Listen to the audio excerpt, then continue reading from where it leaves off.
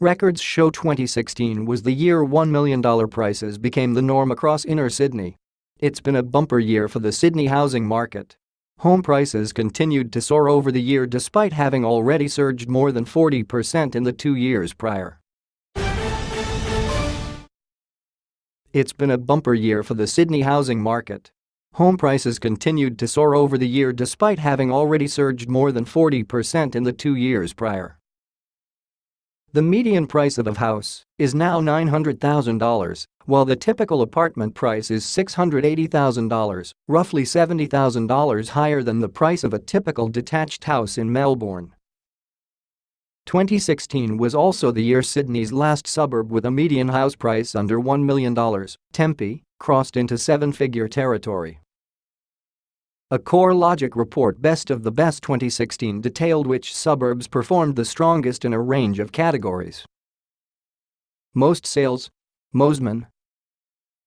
Sales activity in Mosman eclipsed the rest of the country, and by a wide margin. The combined value of property sales totaled $1.48 billion this year, $1.04 billion of which was from detached house sales alone. Buyers also descended en masse on the Hills district in Sydney's northwest. Kellyville had $632 million worth of house sales, with Castle Hill at $579 million. Bell Property Mosman principal Tim Foote said the strong NSW economy encouraged big spending among Sydney's wealthiest property buyers, driving a surge in Mosman sales. Cheapest prices 10 km from CBD. Tempe Campsie. At an average price of $1.13 million, Tempe houses represent the best value for buyers within 10 kilometers of the CBD.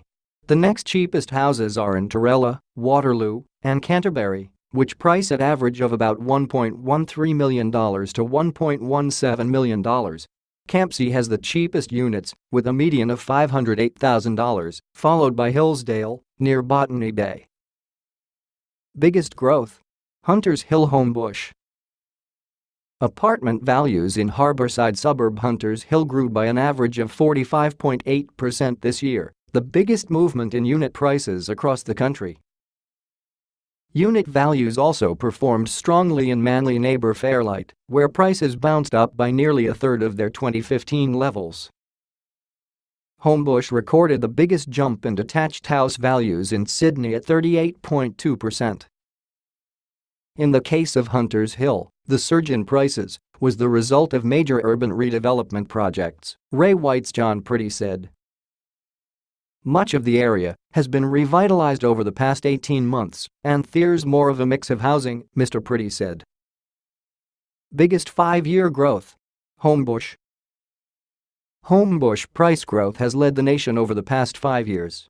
The median price of a detached house in the inner west suburb more than doubled over the period and now sits at $2.02 million. The median had been marginally under $850,000 back in 2011.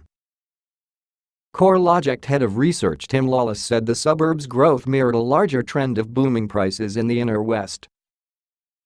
The region became more appealing for buyers who were priced out of the North Shore and eastern suburbs, who moved to the area in search of what was once cheaper housing, Mr. Lawless said. The increased demand pushed up prices, he added. Priciest suburbs. Dawes Point Point Piper.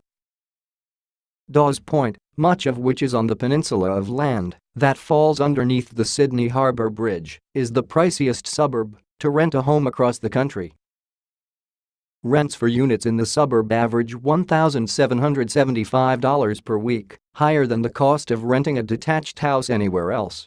Rents on eastern suburb Tamarama's houses are the next most expensive at a weekly average of $1,725.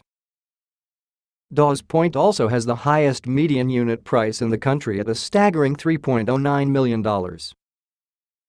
Point Piper, where Prime Minister Malcolm Turnbull lives, remained the most expensive suburb to buy a house. The median house price is $6.62 million. Cheapest suburb. Spencer. Central Coast suburb Spencer, near Gosford, has the cheapest house prices in the Greater Sydney region at $346,000, followed by San Remo in nearby Wyong at $393,000. They are the only Sydney areas where median house prices are below $400,000. Mr. Lawless said Central Coast prices may soon catch up with prices in Sydney's traditional suburbs. Gosford and Wyong are becoming more popular now despite the long commuting times to the city, he said.